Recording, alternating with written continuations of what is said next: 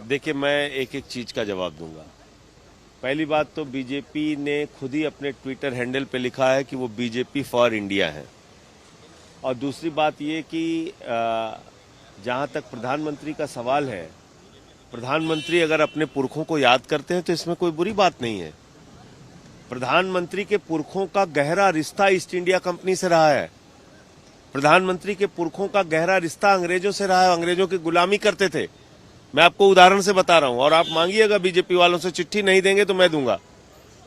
1942 में श्यामा प्रसाद मुखर्जी ने चिट्ठी लिखी है अंग्रेज गवर्नर को और कहा है, हुजूर ये 42 का भारत छोड़ो आंदोलन कुचल दो, हम आपके साथ हैं। किसने लिखा है? श्यामा प्रसाद मुखर्जी ने। कौन है? अंग्रेजों की गुलामी करने वाले व्यक्ति। किसके साथ थे? मोदी जी के पुरखे हैं वो। तो कभी कभी अपने पुरखों को याद कर लेते हैं मोदी जी, इसमें कोई बुरी बात नहीं है। दूसरी बात, इंडियन मुजाहिदीन की बात उन्होंने कही।